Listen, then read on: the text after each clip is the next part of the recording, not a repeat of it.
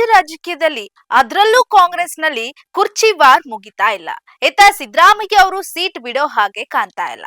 ದೆಹಲಿ ಭೇಟಿ ಬಳಿಕ DCM DK Shivakumar ಅವರು ಎಲ್ಲದಕ್ಕೂ ಕಾಲವೇ ಉತ್ತರ ಕೊಡುತ್ತೆ ಅಂತ ಮಾರ್ಮಿಕವಾಗಿ ನುಡಿದಿದ್ದಾರೆ. ಹಾಗಾದ್ರೆ ದೆಹಲಿ ಭೇಟಿ ಡಿಕೆ ಅವರ ಪಾಲಿಗೆ ವರದಾನವಾಗುತ್ತಾ? ಇಲ್ಲಿದೆ ಈ ಬಗ್ಗೆ ವಿಶೇಷ ವರದಿ. ನಾವೆಲ್ಲ ರಾಜಕಾರಣಿಗಳು, ಖಂಡಿತವಾಗಿಯೂ ರಾಜಕೀಯ ಮಾಡಿಯೇ ಮಾಡುತ್ತೇವೆ. ನಮ್ಮ ಅನುಕೂಲಕ್ಕೆ ಯಾವಾಗ ಯಾರನ್ನ ಭೇಟಿ ಮಾಡಬೇಕೋ ಮಾಡ್ತೇವೆ.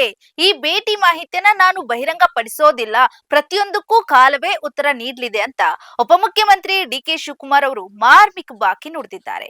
ಈ ಹೇಳಿಕೆ ಈಗ ಸಾಕಷ್ಟು ಕುತೂಹಲವನ್ನ ಹೆಚ್ಚಾಗುವಂತೆ ಮಾಡಿದೆ.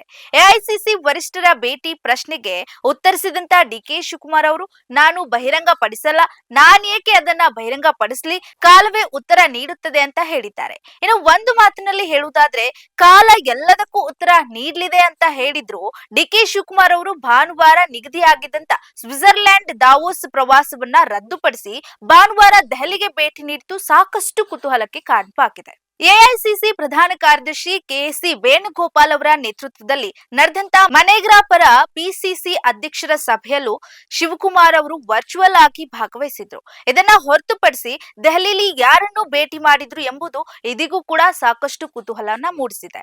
ಶುಕ್ರವಾರ ಬೆಳಿಗ್ಗೆ ದೆಹಲಿಗೆ ತೆರಳಿದಂತ ಡಿಕೆ ಶಿವಕುಮಾರ್ ಅವರು ಸಂಜೆ ರಾಹುಲ್ ಗಾಂಧಿ ಅವರ ನೇತೃತ್ವದಲ್ಲಿ ನಡೆದಂತ ಆಸಾಂ ವೀಕ್ಷಕರ ಸಭೆಯಲ್ಲಿ ಭಾಗವಹಿಸಿದ್ರು. ಶನಿವಾರ ರಾಹುಲ್ ಗಾಂಧಿ ಅವರನ್ನ ಭೇಟಿ ಮಾಡಿ ಸಂಜೆ 5 ಗಂಟೆಗೆ ದೆಹಲಿಯಿಂದ ಬ್ಯಾಂಗ್ಳೂರ್ಗೆ ವಾಪಸ್ ಬರೋದಕ್ಕೆ ನಿರ್ಧಾರವನ್ನ ಮಾಡಿದ್ರು. ಆದ್ರೆ ಹಿರಿಯ ಮುಖಂಡ ಮಾಜಿ ಸಚಿವ ಭೀಮಣ್ಣ ಖಂಡ್ರೆ ಅವರ ನಿಧನ ಹಿನ್ನೆಲೆಯಲ್ಲಿ ಶನಿವಾರ ಬೀದರ್ಗೆ ಆಗಮಿಸಿ ಮತ್ತೆ ದೆಹಲಿಗೆ ಮರಳಿದ್ರು. ಹೀಗಾಗಿ ಕುರ್ಚಿ ಚರ್ಚೆಗಳು ಕಾಂಗ್ರೆಸ್ನಲ್ಲಿ ಇದೀಗ ಗರಿಗೆದರಿವೆ. ಇದಾಗಿತ್ತು ಇವತ್ತಿನ ಸ್ಪೆಷಲ್ ರಿಪೋರ್ಟ್.